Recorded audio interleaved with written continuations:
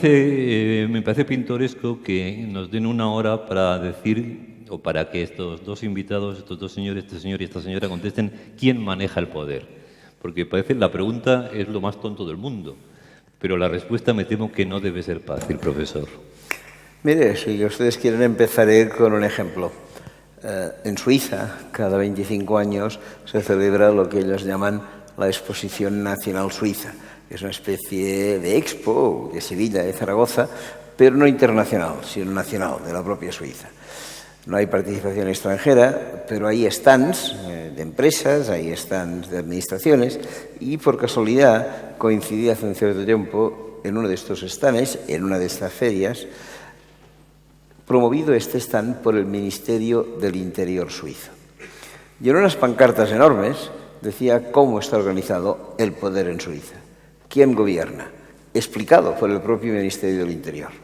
Aparecía en la franja baja de la imagen lo que podríamos llamar el pueblo llano, después aparecían concejales, alcaldes, un poco más arriba pues aparecían parlamentarios, quizá un poco más arriba aparecían ministros, por encima aparecía el jefe de gobierno y encima del jefe de gobierno había un cartelito que decía Nestlé. Esta es la distribución del poder según lo que el propio Ministerio del Interior entendía. ¿Qué te ha parecido de los gatos y los ratones? Yo lo había visto y yo desde el punto de vista del ratón o la ratona, que es donde me coloco, me siento identificada con un sistema que te permite votar cada 4 años, pero en el que votas fundamentalmente porque la ley electoral en España es así, se priman más los votos de los grandes partidos que de los pequeños. Entonces, votas generalmente, a la opción que tú quieras, pero siempre son 2 partidos los que se alternan. Un poco gato blanco o gato negro, ¿no?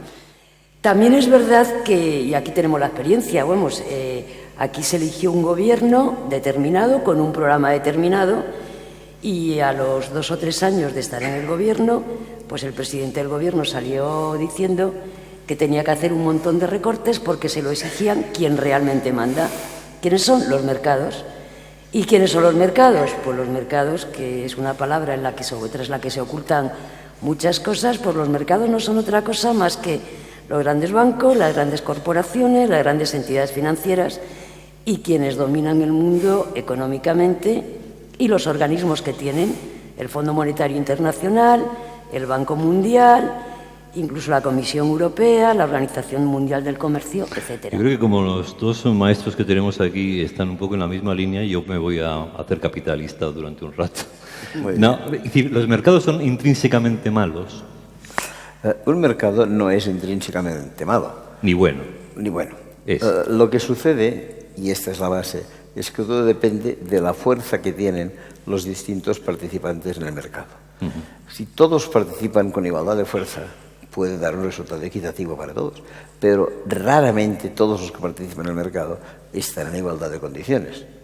Cuando Colombia vende su café, el precio no lo fija el campesino colombiano, lo fija esta empresa que le acabo de citar, que es Nestlé, entre otras. Y entonces, ¿qué sucede? Pues sucede que si hay uno de fuerte y uno de débil, hay uno que se lleva el gato al agua. ¿El ideal del mercado cuál sería? Aquello que se llama la competencia perfecta. Pero esto nunca ha salido fuera de los libros de economía.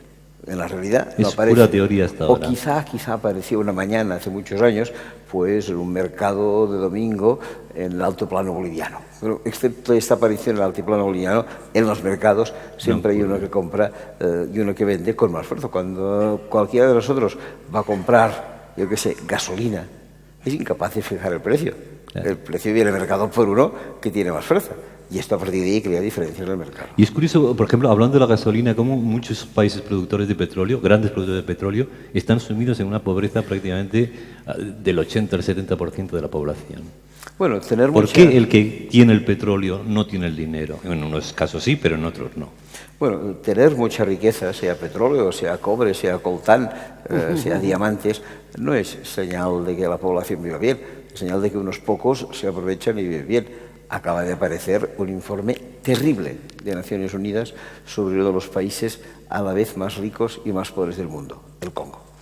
El Congo tiene enormes riquezas minerales y tiene de las poblaciones que viven en situaciones de pobreza peores, pero es que el informe de la ONU hace referencia a los 30 y tantos años de mandato que sobre el Congo tuvo un presidente de pérfida memoria llamado Mobutu Sese Seko.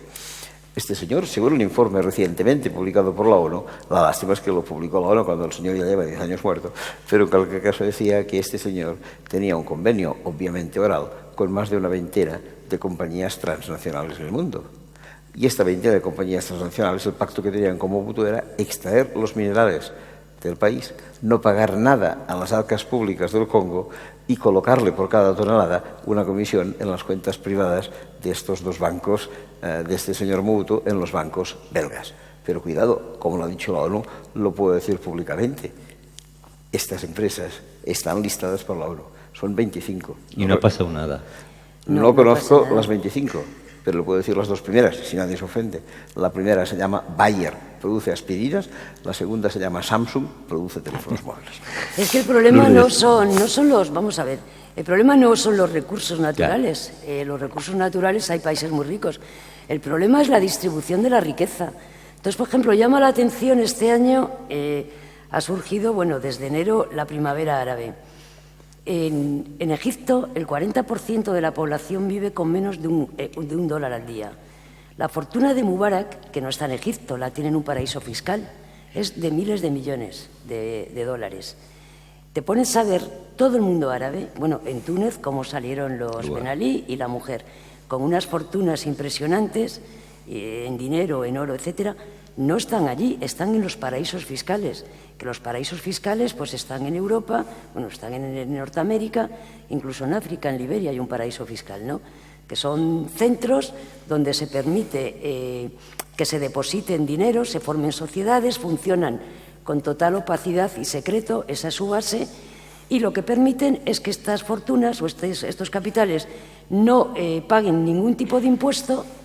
Se actúa de una forma prácticamente legal o alegal, con lo cual están impidiendo que los países, por ejemplo en España, el 80% de las empresas que cotizan en el IBEX 35 tienen operaciones en paraísos fiscales.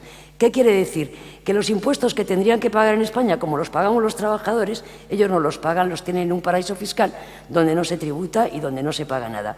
En el mundo árabe te pones a ver Túnez, Egipto, Arabia, bueno, la monarquía de Arabia Saudí es inmensamente rica y, sin embargo, la población, hemos visto antes un vídeo sobre Dubái y cómo viven las poblaciones, ¿no?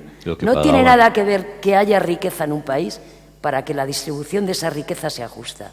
Ese es el gran problema de hoy. Si se me permite complementar lo que muy acertadamente está diciendo Lourdes, añadiría unos datos que pienso que vale la pena conocer, referidos a la fraude fiscal y a los paraísos fiscales. En una universidad de Barcelona, pero podría ser en cualquier otra, llamada Pompeu Fabra, apareció un estudio hace un año, según el cual el fraude fiscal en España supone 80.000 millones de euros en un año.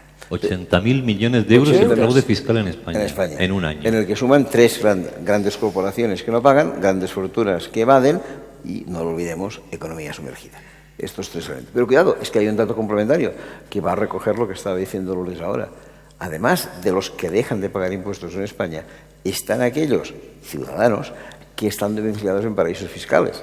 Y estos son ciudadanos, son artistas, son corredores de coches, son tenistas y son bancos. Y el total del fraude fiscal de estos señores supone 200.000 millones de euros al año. Sumen 200.000 millones de euros al año de españoles situados en paraísos fiscales. Añadan los 80.000 millones situados aquí y tendremos 280.000 millones. Ustedes saben que este año ha habido una fuerte discusión porque no han subido las pensiones. ¿Qué suponen en España las pensiones? Si sumamos las pensiones de jubilación, las de larga enfermedad, las de orfandad, las de viudedad, suponen al año 110.000 millones. Si recaudáramos el fraude fiscal, podríamos casi triplicar las pensiones. Pero, ¿y por qué no se hace? Porque la pregunta, a ver, y perdóname Lourdes, tú has dicho antes nos dejan votar cada 4 años. Claro, a mí una democracia que me deje votar para 4 años no es la democracia por la que yo luché.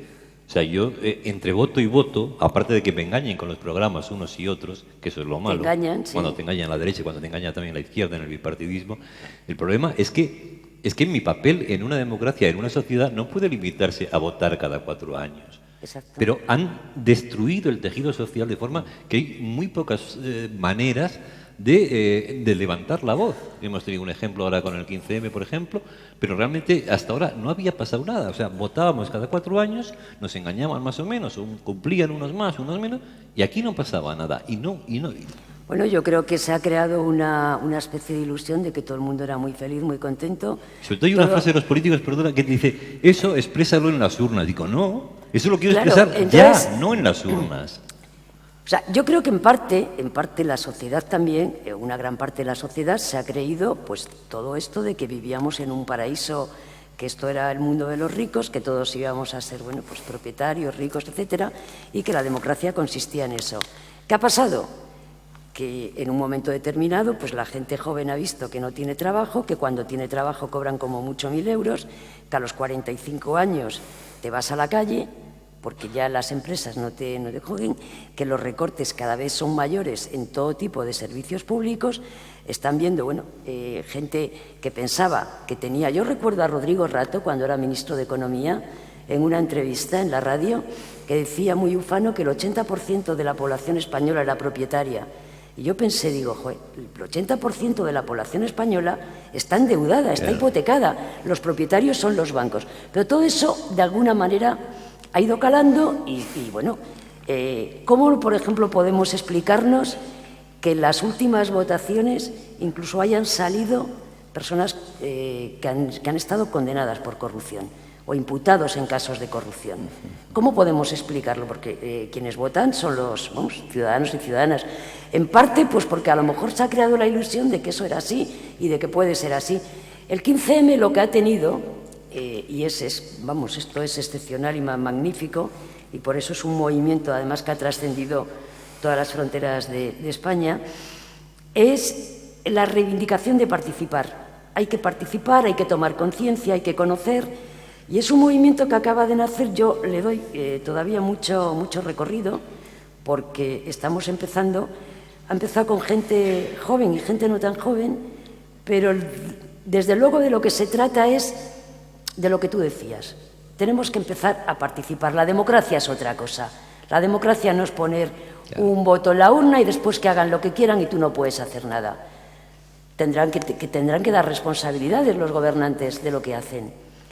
Y eso solamente se puede conseguir si se toma conciencia por parte de todos los ciudadanos. Hay un tema brutal que lo ponía en manifiesto el profesor en la revista de Facebook y yo creo que lo hemos denunciado muchas veces en artículos.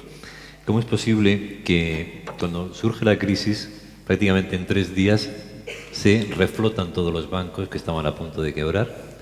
Y llevamos, desde que yo tengo uso de razón, haciendo reuniones anuales de todos los mandatarios para ver cuándo se suprime el hambre en el mundo. Y entonces se ha fiado esto para el 2050, para el 2000 no sé cuántos, ir disminuyendo. O sea, que se mueran el 5% de niños menos de hambre ya es un triunfo para los próximos 5 años. Y sin embargo, en 2 semanas o en una semana se reflota toda la banca. Bueno, esto es incomprensible, pero es cierto. Vamos a ver, en junio del año 2008, pocos meses antes de que la crisis se lanzara, que se lanzó con la caída de Lehman Brothers en septiembre de 2008, la ONU, en su sección especializada en temas de alimentación, que se llama FAO, hizo público un estudio y dijo que era aberrante la cantidad de personas que morían cada día de hambre, pero que ellos sugerían, además de medidas a largo plazo, como cambio de cultivos, como reparto de las tierras, una especie de freno inicial, que eran inversiones urgentes, pues en regadíos, en formación profesional agraria, en tractores, en granjas, etc. Y que con esto disminuiría fuertemente el hambre, siempre y cuando los países ricos fueran capaces de depositar un fondo que la ONU llamó de emergencia de 50.000 millones de dólares. En este junio de 2008, los países ricos respondieron que no, que sus presupuestos no daban para conseguir 50.000 millones de dólares. 3 meses después, estallaba la crisis financiera, tenían miedo los gobiernos de que los bancos cayeran, que podrían haber caído, y entonces lo que se hizo fue darles dinero para salvarlos. ¿Cuánto dinero se les ha dado? Si mis números no fallan, los llevo con una cierta escrupulosidad, se les ha dado 2.700.000 millones. ¿Cuántas veces se podría haber solucionado? 54 años el hambre. Con el dinero entregado a la banca. Pero lo terrible es que esto te haga sonreír cuando nos debíamos de empezar a levantar todo aquí. Claro, pero el tema yo creo que incluso es peor, porque desde hace varias décadas el sistema económico del mundo es un sistema de especulación, no es un sistema de economía productiva, de crear riqueza, sino es un sistema casi de apuestas en un casino financiero. Sin crear y nada. Hoy por hoy, uno de los activos o de los objetos de esa especulación más importante son los alimentos. Sí, señor. Se está especulando, se está vendiendo en bolsa la soja, el maíz, el trigo, las cosechas del futuro que los están comprando los especuladores y están ya negociando con eso. ¿Y qué está ocurriendo? Por ejemplo, en Kenia han subido los alimentos un 100% y hay una hambruna terrible. Es alucinante lo que está pasando. Lo que pasa que tampoco lo conocemos, porque todo esto se oculta, porque tampoco los medios de información dan digamos, una información, y valga la redundancia, veraz, porque los grandes medios de comunicación forman parte, están formando parte claro, de los grandes conglomerados financieros.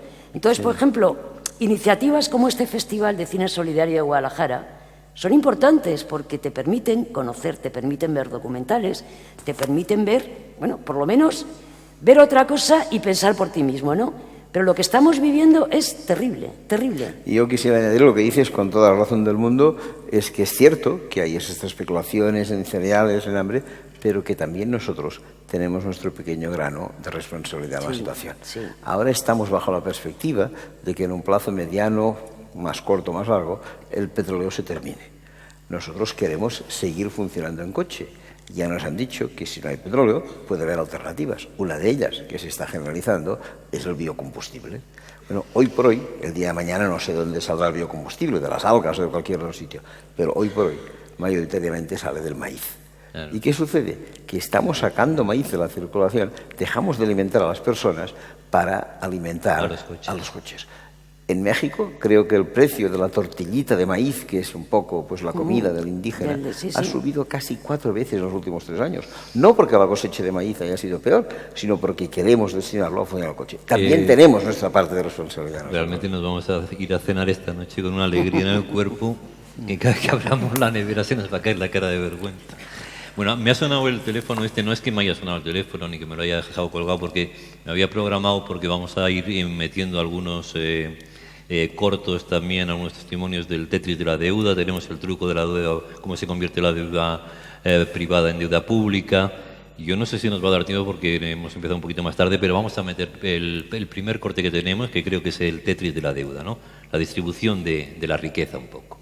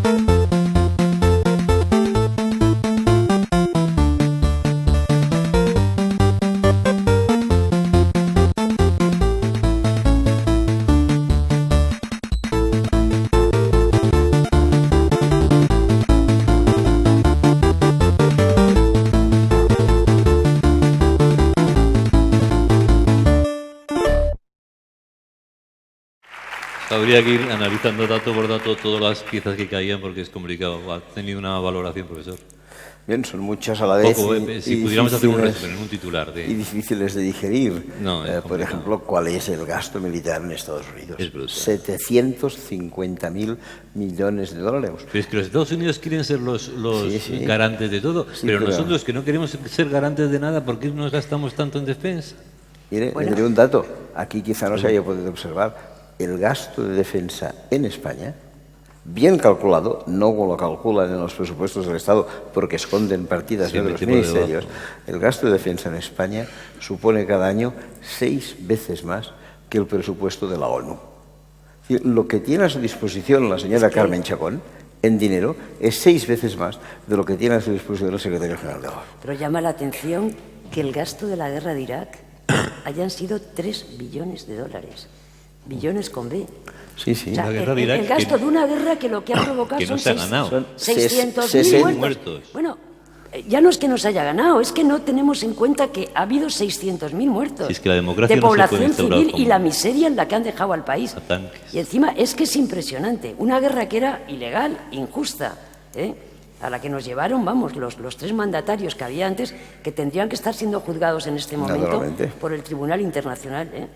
Estos 3 tenían que estar siendo juzgados por crímenes contra la humanidad. Le daré una noticia al respecto, porque la leí hace pocos días. Uno de estos 3 personajes, llamado George Bush, quería pasar un mes de este verano en Suiza, ignoro si de vacaciones, de negocio o de lo que fuera. Cuando se supo de la propuesta de su visita, 5 ciudadanos, 5 que pertenecían a Amnistía Internacional, acudieron a un juzgado suizo y dijeron: señor juez, si el señor Bush aterriza en algún aeropuerto suizo, deténgale usted inmediatamente porque es un criminal de guerra. Y el juez dijo: lo detengo. Claro, pues Y para Bush eso no vale, viajó a Suiza. para eso vale la participación ciudadana. O sea, lo poquito que te dejan hay que aprovecharlo.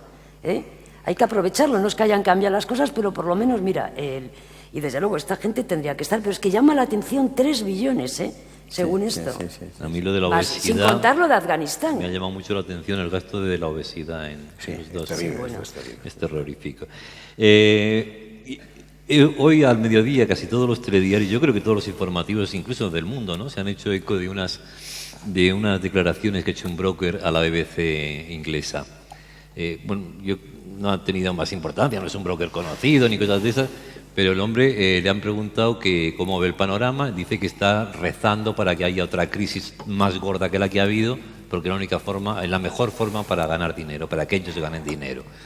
La pobre periodista se ha asustado un poco, entonces le ha insistido en quién mueve todos estos hilos, qué pueden hacer los gobiernos. Dice, no, quien gobierna es Goldman Sachs, directamente, que es un banco pintoresco al que también hubo que ayudar, cambiarle la situación. El profesor nos podrá explicar todo esto.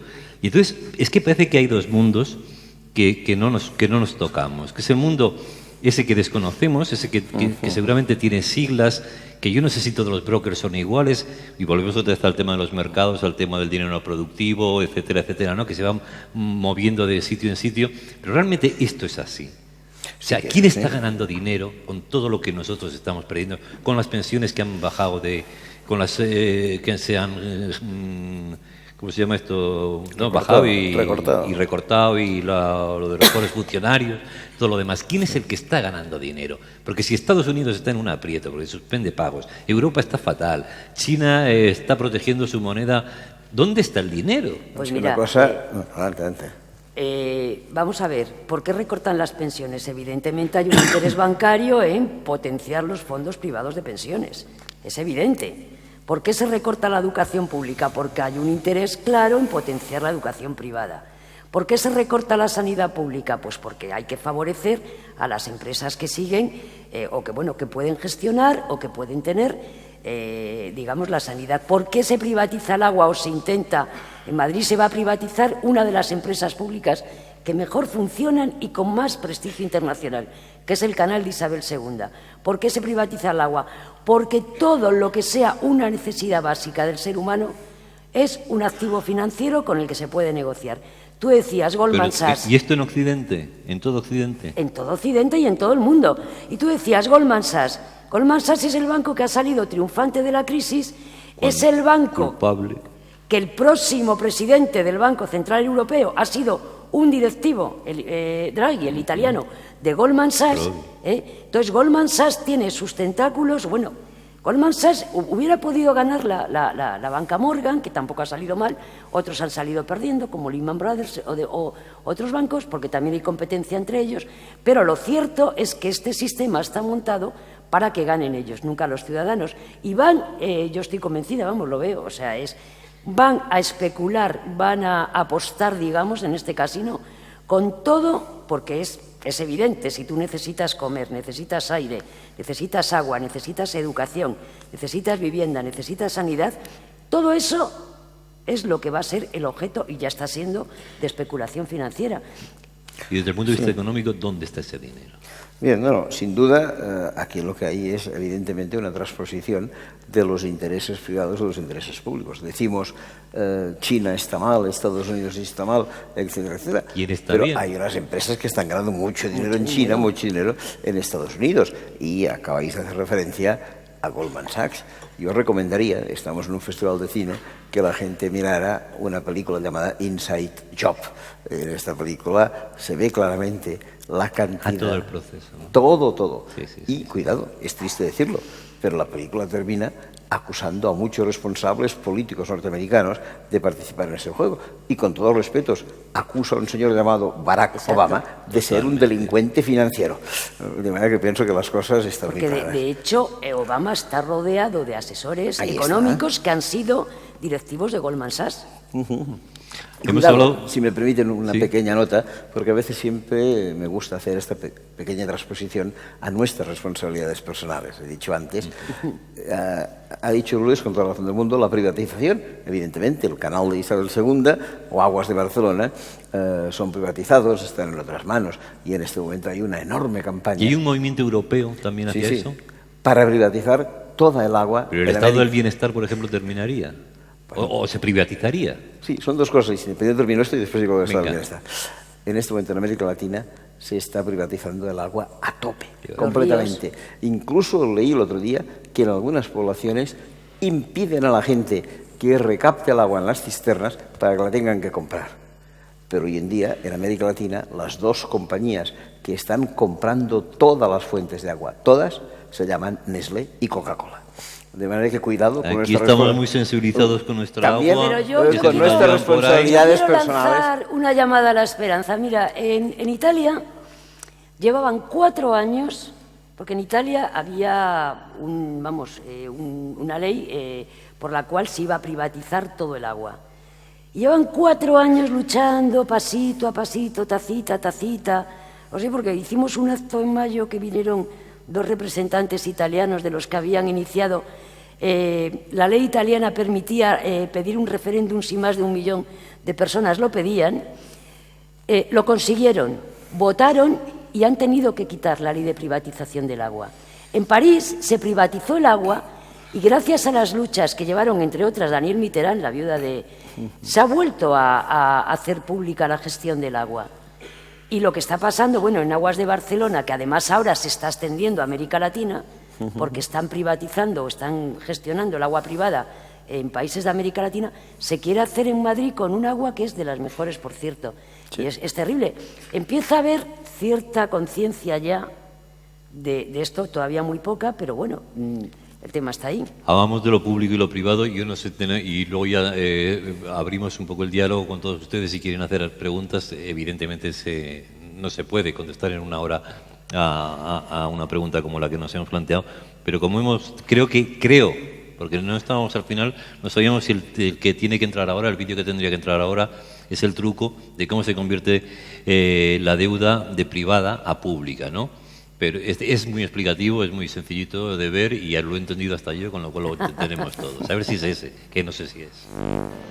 Countries striving for their own economic advantage. This man makes it his job to study these things. Yes, what will you do with those extra dollars? Put my money to work. That's right, Mr. Finchley.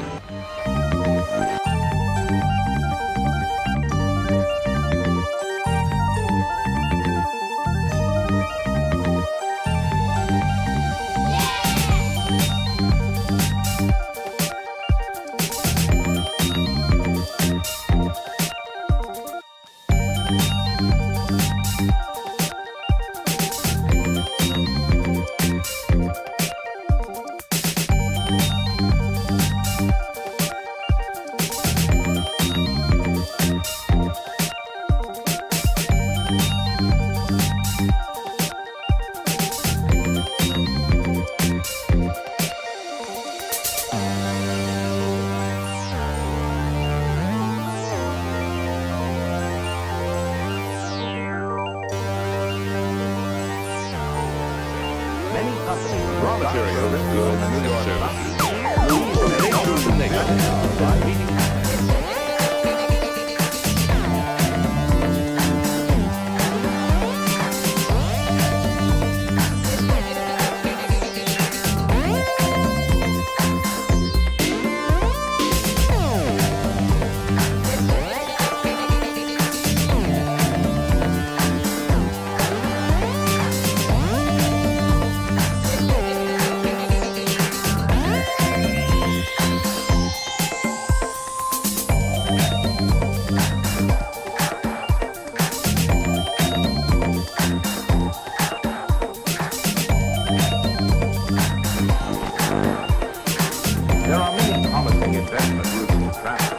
necessary. Many companies, raw materials, goods, services, move from nation to nation, from meeting to man, raising the standard of living of everyone. Ayudemos a TAC. ¿Cómo ayudamos a TAC? Si tenemos en Gibraltar tenemos un paraíso fiscal y no nos lo quitamos de encima. Ayudémonos a nosotros mismos. TAC es un movimiento, cuando digo ayuda al ciudadano, es un movimiento independiente, no admitimos subvenciones, es un movimiento muy plural, donde tampoco nos planteamos participar en las elecciones ni del poder, pero sí queremos que la ciudadanía tome conciencia. ¿Cómo podemos participar? El 3, 4 y 5 de noviembre el G20 se reúne en Cannes. Una de las cosas que parece ser estar en la agenda es el tema de la banca y de los paraísos fiscales. Bueno, movilicémonos. ¿De qué manera? Mira, en Madrid el otro día hicimos, con una asamblea popular, una denuncia ante el HSBC, que es un banco que opera en Suiza y que en este momento tiene 659 contribuyentes españoles, por supuesto no son normales, o sea, son grandes fortunas, No somos tú y yo. que han defraudado allí, porque como en Suiza el secreto bancario es un principio que está en la Constitución, pues no dan información. Hemos hecho una carta dirigida al presidente de este banco, al presidente del Gobierno y al embajador de Suiza, exigiendo que hagan públicos los nombres de estos 659 contribuyentes y que los hagan público a la agencia tributaria para que paguen lo que han evadido allí. Esas son las maneras de actuar. Esas son las maneras, o sea, poco a poco. Mira, yo siempre digo, parece, algunos compañeros y compañeras decían, oye, llevamos tantos años y tal, bueno, pues tú vas sembrando y en algún momento recoges la cosecha. Pero, profesor, ¿se acabarán con los paraísos fiscales? Es muy difícil. No sé si ustedes habrán visto, porque ha pasado muy rápidamente, cuando ha aparecido la lista de los países que son paraísos fiscales, pero quizá la gente no se da cuenta que el mayor de la lista se llama Londres. Sí. Claro. Se llama Londres. Y esto ya viene de los tiempos de la City, que era la capital financiera del mundo. Ahora hablamos todos de Wall Street, pero en la City de Londres se han producido enormes desfalcos financieros. Por eso no quieren oír hablar de la tasa, no quieren nada, no quieren hablar de nada. O sea, los británicos se en niegan. ese sentido.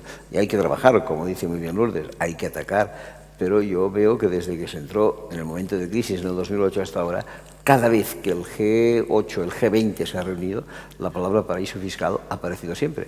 Y siempre ha quedado marginada la actuación frente a Paraíso Bueno, habrá fiscal, que presionar yo creo que tenemos más. una idea todos más o menos de lo que es, ¿no? La gente que tiene dinero se puede, por componendas, meter dinero allí no paga impuestos y tiene el dinero preparadito y todo lo demás.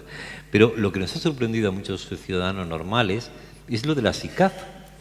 ¿Cómo es posible que unos señores, pues que están, hombre, cogiendo el autobús conmigo no porque tendrán coche y chofer, pero que están al lado de mi casa o que me los encuentro en sitios, tengan una especie de entrecomillado para no tributar al 1%, creo que se tributa. Estas son las sociedades SICAF, de inversión de capital variable, efectivamente. Dicen que los tienen para favorecer que el capital no se escape. Oiga, si este capital sucio tiene que escaparse, que se escape. Que se escape, Para un 1%, Que se escape. ¿no? Y han hecho una especie de trampilla, según la grado esto es para promover el ahorro colectivo y que por lo menos han de ser 100 inversionistas los que pongan su dinero en una SICAF. Y es cierto, pero los bancos ya tienen preparados lista de 99 testaferros que dan su nombre para que el otro señor... O sea, que tiene que haber 100 y entonces dices, tú vas a un banco con muchísimo dinero y dices, quiero que me deis 99 para hacer 99, una SICAF. y entonces de él mentira, se, 99 de él mentira. se queda el 99% de la capital de la SICAF y da un solo nombre. Y los otros ponen un 1% del capital y tienen Y el 99%. Ministerio de Hacienda no hace nada. No, esto Nada. es legal. Si es legal, si Pero la hombre, ley si que hay un destaferro y se puede investigar los 99 restantes. Claro, pero miren, los inspectores lo buscan.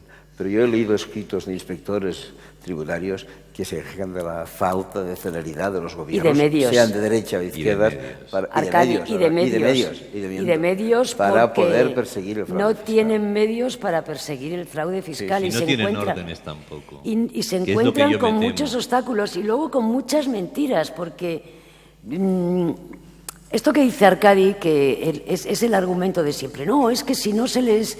Vamos, yo se lo oí el otro día decir a González Pons. Es que, claro, si las grandes fortunas, los grandes capitales, no se les permite este régimen más favorecedor, pues huyen, lo que tú dices, porque se vayan.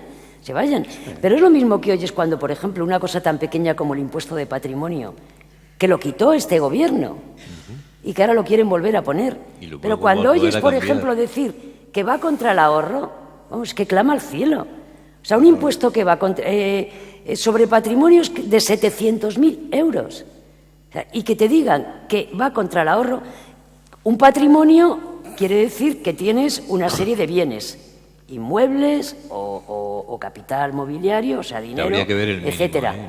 Con los 700.000 euros estaría la cosa, no sé yo si afectaría a clases medias. Pues a 160.000 contribuyentes. Clases medias no. No, a 160.000 contribuyentes, exactamente. Entonces, te digan que va contra el ahorro, ya es que son ganas, y que va contra la población en general, son ganas también de confundir, y son mentiras, ¿no?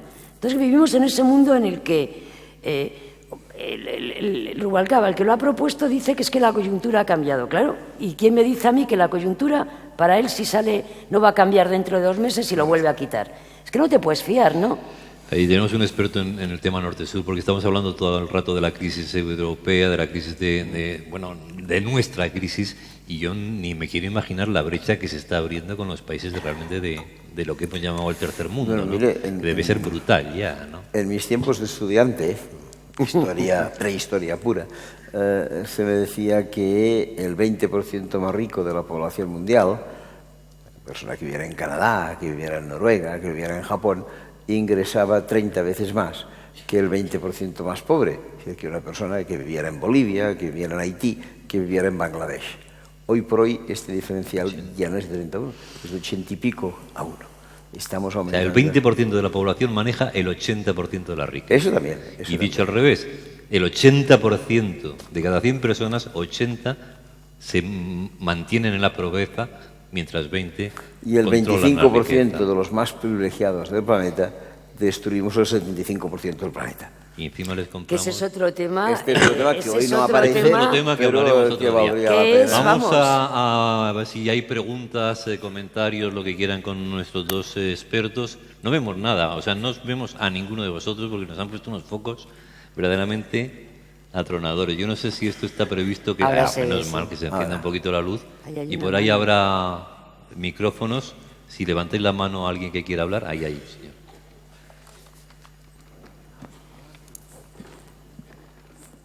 Bueno, yo quería hacer una pregunta. Soy un pensionista y ya con la edad estoy olvidando muchas cosas, pero lo que hago cada vez mejor es restar, porque cada vez tengo menos. Por otra parte, me entra una preocupación con el colesterol, porque dicen que hay colesterol bueno y colesterol malo. Y yo quería hacer una pregunta al profesor, porque creo que se habla mucho de la economía productiva, del PIB, Producto Interior Bruto, y creo que hay Producto Interior Bruto bueno y Producto Interior Bruto malo. Es decir, una guerra mueve mucho dinero, genera mucho Producto Interior Bruto, pero es un Producto Interior Bruto malo. Hace 30 años en España había 13.000 presos, ahora se llama población reclusa, me parece. Ahora hay 78.000, 6 veces más. Eso supone que ha aumentado el PIB, porque a esta gente hay que darles de comer, los catering tienen que trabajar, las lavanderías tienen que limpiar la ropa, tienen que hacer una serie de funciones, y entonces aumenta el Producto Interior Bruto. Pero es un Producto Interior Bruto malo. Es decir, que creo que la producción, la economía productiva, una debía ir con signo más y otra con el signo menos. Igual cuando nos hablan del colesterol, uno es bueno y otro es malo. Gracias. Muchas gracias. No va por usted, ¿eh? Pero las preguntas, si pueden ser concisas, es que estamos fuera de tiempo, tendríamos que levantarnos ya todos lo más concisa posible para que los invitados contesten lo más conciso. Sí. Bien, muy brevemente, tiene usted toda la razón. Hay aquí dos mitos que yo pienso que en economía deberían ser desmentidos. Uno, el que usted acaba de señalar, el Producto Interior Bruto. Acabamos de atravesar por un fuerte terremoto en Japón. Una parte importante de la isla ha quedado destruida, o de las islas, del archipiélago. No ha afectado en nada al Producto Interior Bruto. Pero al día siguiente del terremoto empezaron los tractores o las máquinas o las bulldozers a trabajar allí, como que pagaban salarios y consumían gasolina, automáticamente aumentaban el Producto Interior Bruto. ¿Quieren ustedes un cálculo más inverosímil que el Producto Interior Bruto? Del cual además sabemos cómo se produce, pero no sabemos cómo se distribuye. Este es aquel caso tan típico que se estudia en los libros de economía, según el cual en un país con solo 2 habitantes, en los libros de economía se estudian tonterías, pero solo 2 habitantes, de los cuales uno tenía un pollo y el otro no tenía ningún pollo. Distribución, pues medio pollo del Producto Interior Bruto cada uno, sin ninguna duda. Por tanto, cuando se calcula el Producto Interior Bruto, ni se sabe lo que se produce ni cómo se distribuye. Y todos los gobernantes hemos subido un 3%, hemos bajado, va bien, va mal, es una estupidez. El Producto Interior Bruto hay que arrinconarlo. Lo que pasa es que no tenemos otros sustitutos que afortunadamente Naciones Unidas está produciendo. Y ahora ya se empieza a tratar, por ejemplo, con bastante frecuencia, del índice de desarrollo humano, que es un mix entre el Producto Interior Bruto, los niveles de salud y los niveles de educación, al cual se añadirán los niveles ambientales, la condición de la mujer y la situación de la pobreza, y dentro de pocos años tendremos un Producto Interior Bruto bueno de cálculo. Y el otro mito, que evidentemente no voy a entrar en él, es el mito del crecimiento. ¿Por qué?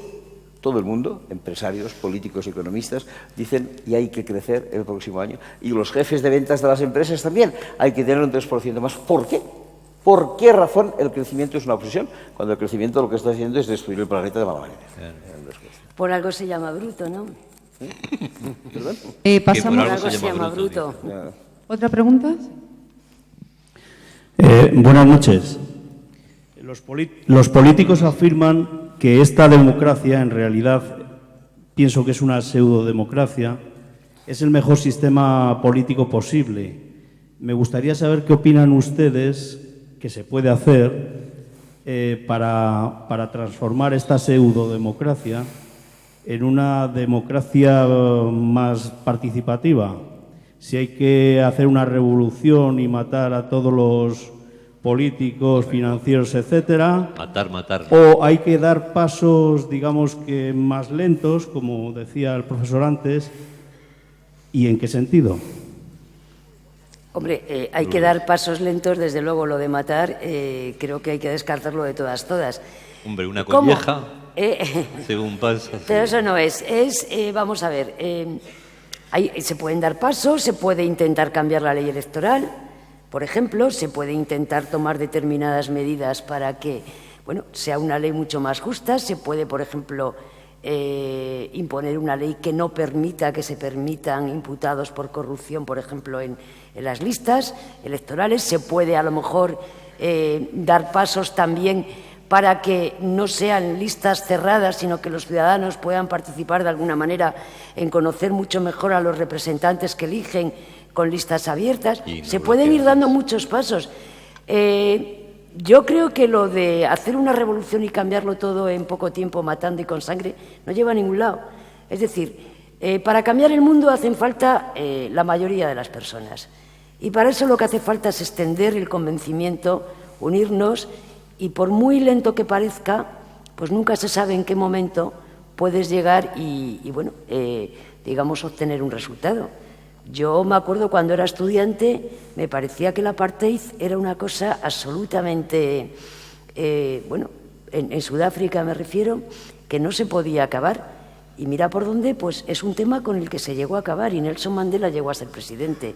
Una pequeña cosa, ¿vale? Pero bueno, ha habido incluso pequeñas conquistas aquí en España, en derechos civiles, por ejemplo.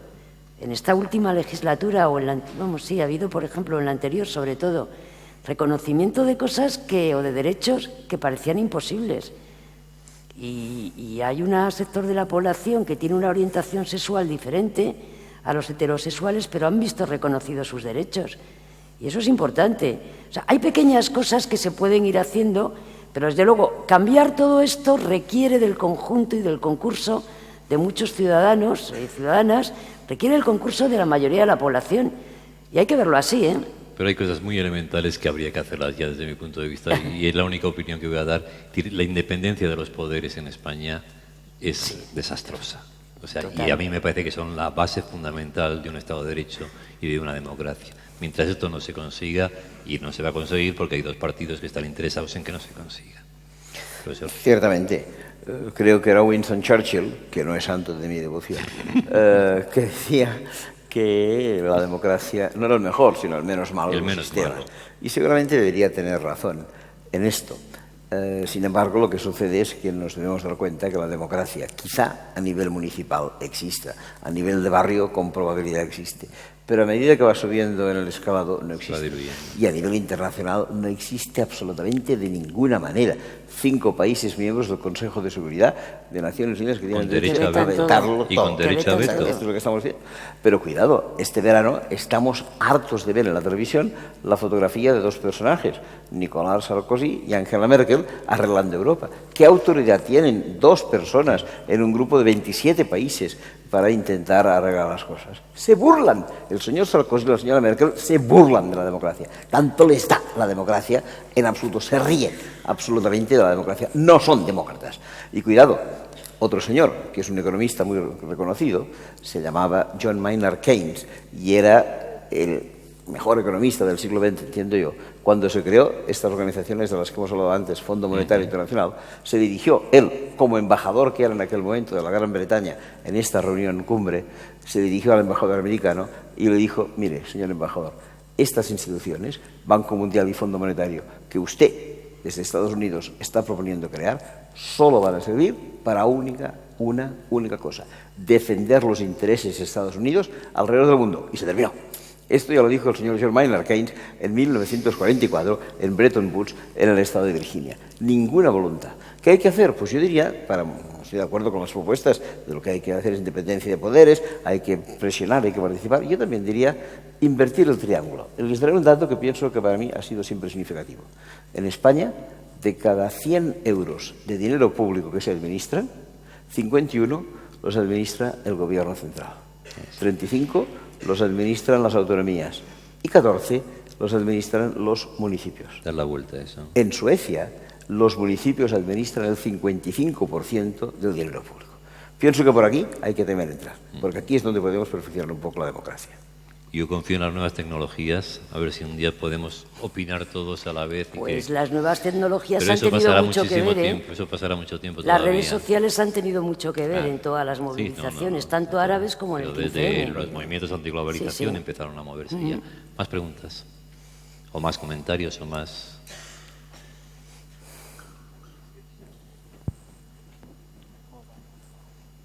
¿Vas o no vas? Vale. Aquí. Que está ahí. Es que no te veí. Sí. Vale, perdona. Espera, un momentito. Perdona. No se lo acerque mucho a la boca, por favor. La señora ha dicho que el movimiento 15M, una de las cosas que va a hacer es cambiar la democracia. Pues ya puede empezar, porque la que se nos avecina es buena.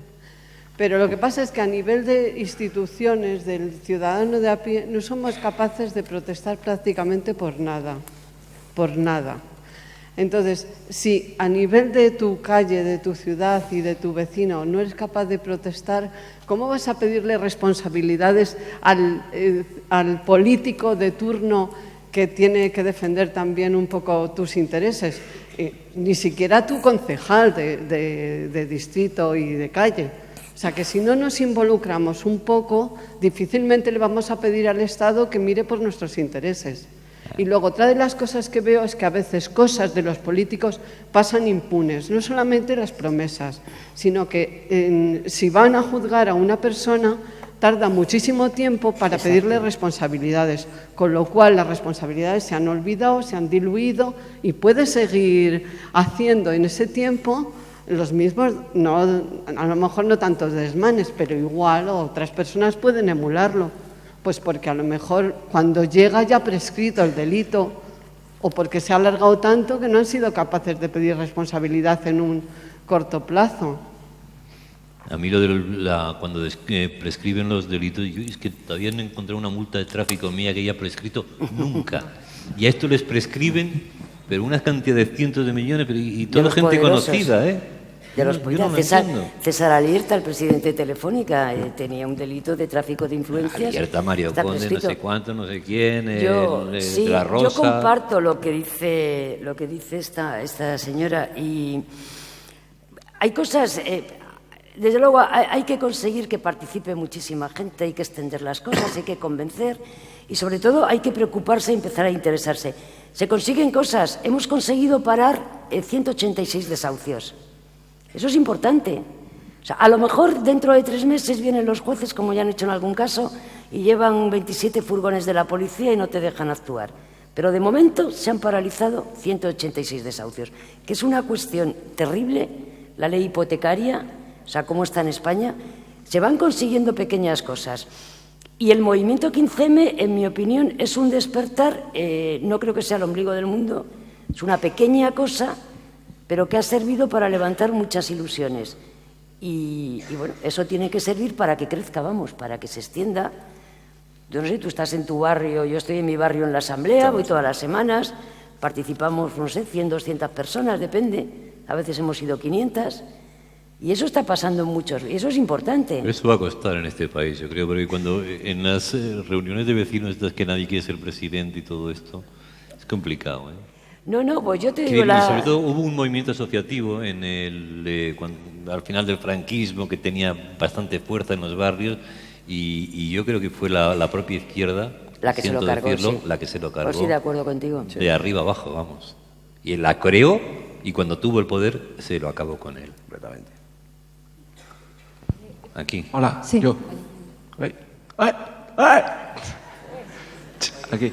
A ver, yo os quería preguntar. Yo creo que el principal problema que tenemos para la construcción de una verdadera democracia es la imposibilidad de formar una opinión crítica, una ciudadana crítica, debido a que los medios de comunicación están controlados por unas élites económicas y políticas que responden a unos determinados intereses y que no cogen y ponen ciertos aspectos que deberían de estar en el debate público. Yo creo que mientras no se haga eso, no va a poder haber verdaderamente una democracia.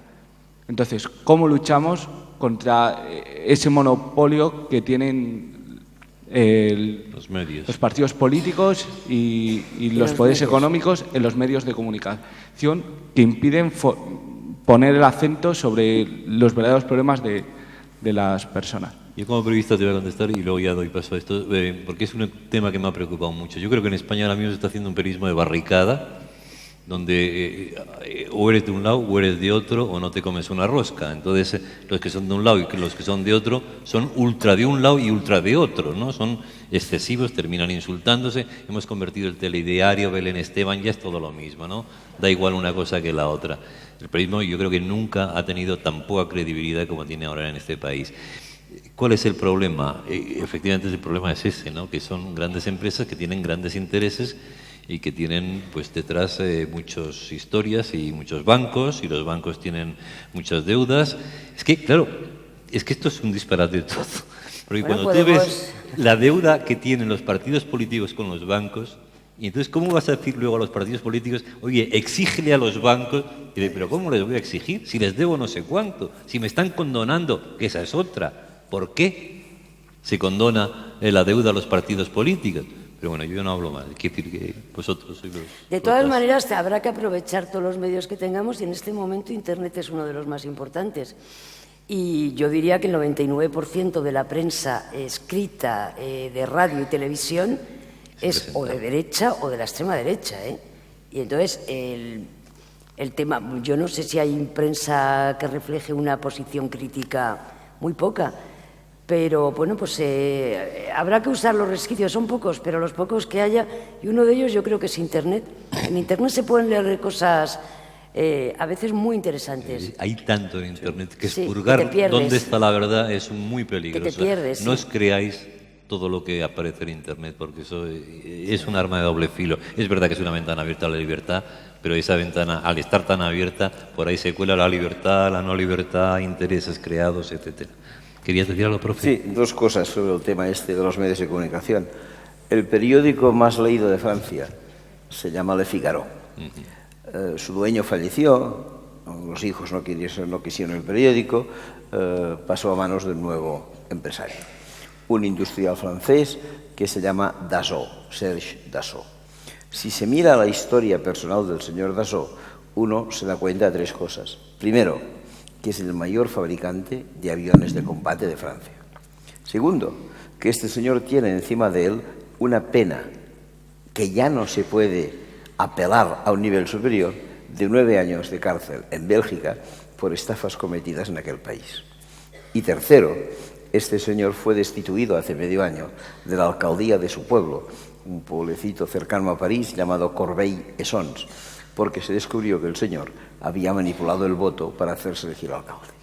Pues bien, este entrañable personaje, mayor fabricante de aviones de combate, condenado a 9 años de cárcel por estafa y manipulador de votos en su pueblo, este señor hoy es el dueño del mayor periódico de Francia. Pero un pequeño detalle que no puedo olvidar. Su padre también se dedicaba a aviones de combate y su padre tenía mucho dinero, que lo invirtió en parte en ayudar a un joven francés que tenía muchas aspiraciones y poco dinero.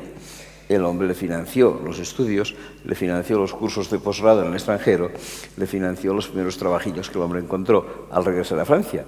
Y después de darle todas estas ayudas le dijo: ha llegado el momento de espabilarte, gánate bien la vida y si puedes, devuélveme los favores prestados.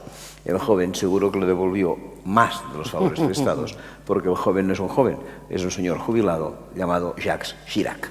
Así está un poco la cuestión. Y una última cuestión sobre los medios de comunicación. Antes, los martes, había campeonato de la Copa de Europa. Los miércoles había también la segunda parte, porque esto se ve a mitades, del campeonato de la Copa de Europa. Los jueves parece que había la Copa de la UEFA. Los viernes, mira por dónde, no había nada. Los sábados había partidos anticipados de Liga. Los domingos había la Liga propiamente dicha. Los lunes no había nada. Con lo cual llegabas a la conclusión que había 2 días a la semana, que eran viernes y lunes, en las que no tenías partido a la vista. Entonces las mentes pensantes del país creyeron que igual que estos 2 días, al no haber fútbol, nos encerrábamos en casa y leíamos algún libro o hacíamos algo poco recomendable, entonces pidieron a la Liga de Fútbol Profesional que adelantara un partido, ni que fuera de segunda división, para el viernes y retrasara para el lunes, de manera que si tuviéramos los 7 días de la semana fútbol, para nuestra imbecilización total y colectiva. Pienso que esto es lo que va a dar. Hombre, Había una chica al ahí. margen de eso, ¿sabéis si ha ganado el Madrid o no? ¿Alguien sabe si ha ganado el Madrid? Que a mí me gusta un poquito. No el Madrid, Bueno, me gusta el sí es fútbol. un poquito. Sí. Sí, te paso. Hola, ya que me habéis dado la libertad de hacer también algún comentario, no es una pregunta, es un comentario. Solo sé que no sé nada. Y este fin de semana alguien me ha abierto un poquito los ojos y me ha dicho: la lucha por las 8 horas laborables diarias comenzó hace no sé cuántos años en Australia. Las personas que lucharon por trabajar 8 horas al día no llegaron a verlo. Yo desde aquí lo que quiero es animar a todos, que a lo mejor nosotros no llegamos a verlo, pero seguro que nuestros hijos o los hijos de nuestros hijos lo verán. Gracias. Muy bien.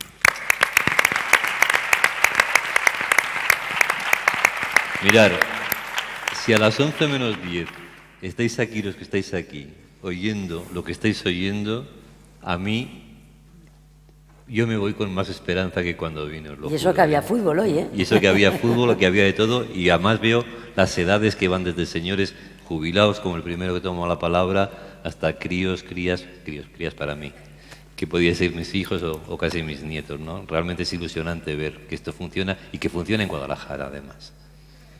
Esto no es el final, ¿eh? Podemos ir preguntando. Ahí hay una mano. Allá.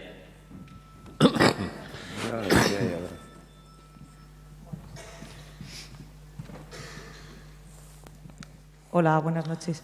Bueno, no sé cómo empezar muy bien. Por el principio. Digamos, siempre. sí, por el principio. Pues empieza en Cantabria, donde tenemos una cabaña y contratamos amigos para trabajar. Y tenemos amigos que son albañiles, amigos que no son nada en concreto, amigos que son carpinteros, y llega la hora de pagarles. Y nos planteamos cómo pagamos a esta gente. Y nos surge la idea de que al final una hora de trabajo es una hora de trabajo. Seas abogado, seas minero o seas lo que sea. Y que al final esto de pagar más al que es carpintero oficial, que al que es carpintero aprendiz, estamos creando una serie de jerarquías nosotros mismos.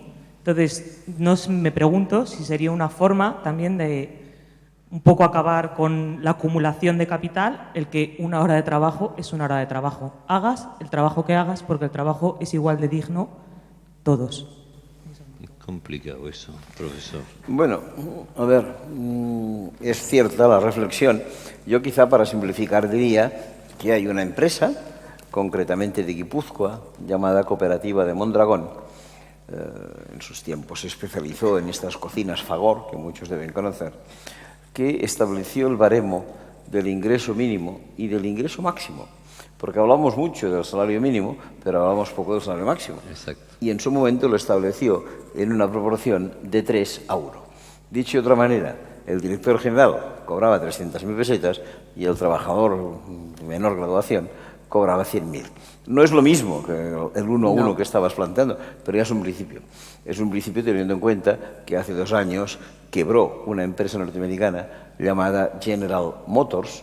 Estuve leyendo cuál era su expediente laboral y allí me explicaban que también funcionaba como en Mondragón una horquilla salarial, pero que no iba como en Mondragón de 1 a 3, iba de 1 a 750. Y por si a alguien le interesa, en España hay una empresa que se llama Banco de Bilbao, Vizcaya, Argentaria, que funciona con una horquilla de 1 a 600. De manera que entiendo que después ya el 1 a 1 lo haremos llegar, pero de momento yo con el 1 a 3 ya me conformo. Que es una horquilla parecida a la que funciona Bankia. Exacto. Que ha salido de la privatización de Caja Madrid. Y el salario, el sueldo que se ha puesto el presidente, que es rato, el vicepresidente, el consejero delegado, es en esa proporción. De todas maneras, no es exactamente lo que dice ella. Lo que dice ella responde a un principio, yo creo que de mucho más calado, más filosófico. Sí. Y bueno, como otras muchas cosas, como muchísimas cosas, vamos, están dando lugar también a que repensemos todo. Incluso lo que decía antes Arcadi, cómo vivimos, estamos acabando con el planeta. Este sistema de producción y de consumo ilimitado tiene que tener un fin. Entonces, son cosas, bueno, son reflexiones que a lo mejor no se solucionan de aquí a mañana, pero bien está que las pensemos, al menos. Yo por edad, bueno, nosotros vivimos cuando éramos adolescentes, sobre todo el tema de la Guerra Fría, que parecía que íbamos a acabar todos muertos de un momento a otro, todos los días había Guerra Fría y nos amenazaban muchísimo y todo lo demás. Entonces, cuando de repente cayó el famoso el comunismo, el muro, todo esto, claro, yo creo que fue el gran error, ¿no? Porque salieron las tripas de un comunismo que no funcionó, un comunismo sin libertad, un comunismo que se vio que era atroz y que lo fue y que era impresentable y que no generó el paraíso comunista que habían prometido. Y de ahí se llegó a la conclusión de que lo único que funcionaba era el capitalismo. Y yo recuerdo, vosotros recordáis cuando estábamos en las facultades y todo eso, lo de la tercera vía, etcétera. Todo eso hemos renunciado ya. Sí. O sea, ya solamente queda el capitalismo como ejemplo y como camino a seguir. No. Hombre, no. Como cosa existente, sí. Como camino a seguir, jamás. No. Porque yo te diría que efectivamente el socialismo real, el comunismo, llevó a la pobreza a 400 millones de personas. Un desastre. Una nomenclatura privilegiada, una gente que lo único que tenía era la obsesión por los misiles. Pero cuidado, el socialismo real, y yo me alegré que cayera, llevó a la pobreza a 400 millones de personas, pero se dio por victorioso el capitalismo, que ese es el problema, no, claro. Cuidado, que no había llevado a la pobreza a 400 millones de personas, esto había llevado a la miseria a 4.000 millones de personas. Claro, a esto se llama victoria pírrica. Claro. Unos que lo han hecho peor que los otros todavía les están por vencedores. De cualquier manera, la aplicación del socialismo históricamente ha sido, vamos, terrible, pero las ilusiones de millones de personas por construir un mundo distinto que sea justo y que sea equitativo no han desaparecido. No. Quiero decir, entonces, una cosa es que lo que exista hoy es este sistema, que hemos visto que es injusto, ferozmente injusto, y otra cosa es que no haya la esperanza o la ilusión de crear una cosa distinta. Y la experiencia nos tiene que valer de algo, digo yo, ¿no? la experiencia de lo que se ha construido y no ha valido. Nos tiene que valer para saber cómo tenemos que hacer las cosas. Y de lo que ¿no? estamos viviendo y tampoco nos vale. Es decir, que Claro. es que lo tenemos ahí, pero a ver quién da el paso. Pero se va cambiando paulatinamente. Sí. Yo no creo, evidentemente el capitalismo no Es puede un funcionar fracaso. más, pero las construcciones alternativas se van realizando. Pero ¿y cuando se van estos y dicen, vamos a refundar el capitalismo? Esto es una tontería.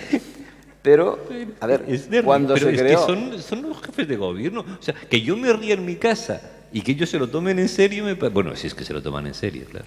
Claro, pero fíjate, Andrés, que en realidad, cuando apareció hace más de 500 años el capitalismo, tampoco nadie lo tenía guardado así en el bolsillo para que apareciera. No es que dijeran, oiga, hoy a las 12 de la noche termina el feudalismo y a las Empieza el 12 y 5 capital. empieza el capitalismo. Esto no lo dijo nadie. Estaría Esto bien. fue un proceso en el cual pues los nobles aristócratas Burguesía. perdieron poder, los burgueses de las ciudades lo ganaron, establecieron un capitalismo comercial, nació un capitalismo industrial, llegó la globalización y ahora yo pienso que debemos andar por este camino. Cambiar las cosas. Yo he tenido la suerte de poder asistir a bastantes foros sociales mundiales, que es una especie de laboratorio de experiencias de cómo debería ser este mundo distinto, y os aseguro que escrito lo está casi todo. Cómo habría que conducir la agricultura, cómo debería ser la soberanía alimentaria, cómo se deberían controlar las transnacionales, cómo se debería adquirir tecnología, cómo se debería vigilar los sistemas financieros. Está todo pensado y publicado. Lo que no hay nadie que lo ponga en marcha, que es una cosa distinta. ¿Por qué? Bueno, porque decías se tú, tarda. porque aquel señor que le perdonan la deuda del partido y el banco no se meterá contra el banco. Esto es evidente. Más preguntas. Oye, cuando me hacéis señas para que termine. La última pregunta, ¿vale? Y- La última, correcto. Sí. Allí está. O allí. Allí no, y yo no sé. Es que yo veo una allí. Buenas noches. Yo quería iniciar la pregunta con una frase que ya decían los romanos, que dice así, pan y circo, que viene a decir que para controlar al pueblo tienes que tenerle bien alimentado y entretenido. Creo que se puede aplicar ahora mismo a nuestra sociedad. Ahora mismo, pues, no sé, la necesidad que tenemos de quejarnos, de reivindicar nuestros derechos, no es la misma que tienen, por ejemplo, los indígenas de una selva amazónica, ¿no? Claro. Ya que, bueno, nuestras necesidades, pues, mañana nos vamos a morir de hambre, ¿no? Pero la de ellos sí. No sé, bueno, esa es la pregunta. Bueno, evidentemente, el pan y circo es un poco lo que yo decía hace un rato del partido de fútbol el lunes, el martes y el miércoles. Pero cuidado, es que esto ha generado una sociedad que es completamente obediente y sumisa, porque está entendida. Y quisiera poner un ejemplo encima de la mesa en el cual, que nadie se ofenda, pero pudo caer mucha gente aquí en España el año pasado. Este ejemplo se llamaba gripe A. La gripe A, no digo que no es una enfermedad, pero una gripe completamente vulgaris. ¿Podía morirse alguien? Pues sí, ¿cómo? Puede morirse un abuelito de un resfriado. Una gripe normal. Pero ¿qué se hizo? Una campaña, esto está demostrado, de los laboratorios farmacéuticos frente a la Organización Mundial de la Salud para que declararan pandemia la gripe A y obligaran a todos los países del mundo a través de sus ministerios de sanidad que adquirieran los stocks que estaban caducando de un producto llamado Tamiflu, que llevaba 5 años de existencia y que si no lo vendían al 6º año ya no lo podían utilizar más. Y para quitarse estos stocks encima, dijeron que los ministerios lo compraran porque los laboratorios no se lo querían comer ellos mismos. Y presionaron, y la Organización Mundial de la Salud hizo mal, lo declaró pandemia y todos compraron esto. Pequeña nota, ¿de quién era el Tamiflu? De los distintos laboratorios, especialmente de uno de británico llamado GlaxoSmith. Pero ¿quién había obtenido la patente del Tamiflu? Una empresa norteamericana llamada Glass Science. ¿Quién era el propietario de Glass Science? Un señor llamado Donald Rumsfeld, ministro de Defensa del señor George Bush y responsable máximo de la guerra de Irak. Nos toman el pelo totalmente. Profe, es que la Organización Mundial de la Salud debía de cerrar. Entre otras cosas, entre quizás, nosotros. sí. Es posible. Pero lo de pan y circo es la tele, es el fútbol, bueno, la futbolina que le llaman ahora la nueva droga, ¿no? Es todo lo que de alguna manera, te idiotiza, por no sé, todo esto, o sea... Yo os recomiendo que entréis en los que manejéis Google y todas estas historias, bueno, ya maneja todo el mundo Google, en los teclear los nombres de nuestros dos invitados. Hay cantidad de entrevistas en YouTube de unos. Hombre, la página de ATAC, tenéis atacmadrid.org, todo. es... ATAC son los más... Es casi una secta, ATAC. No, secta nada. Lo que pasa es que en ATAC hay mucha información, radicales. claro. Arcadi, el profesor es, pues ya lo veis, es un hombre en el buen sentido de la palabra, bueno, que diría Machado. Yo lo que sí quisiera os pediros a los dos que no sois de aquí, que joder, que esto es una bueno, yo no soy de aquí, pero me siento de aquí, que es una esperanza que dijerais algo de este público y de este festival, sí. ¿no? Yo la verdad es que estoy son encantada. las 11:05 y estamos hablando de Lo he economía dicho mundial. antes, estoy encantada, tengo bastante vinculación con Guadalajara, mi padre era de esta provincia y me gusta mucho, pero es que además estar aquí a estas horas es pues lo que a mí me da esperanza, me da mucha ilusión, me da mucho entusiasmo y digo, joder, qué bien, qué contenta me voy hoy. ¿Ves? Es verdad, o sea, es que es así. Las noticias no han sido buenas, pero el público ha sido magnífico. Sin duda, sin duda. ¿Sí? Pues muchas gracias a todos, buenas noches y hasta la próxima.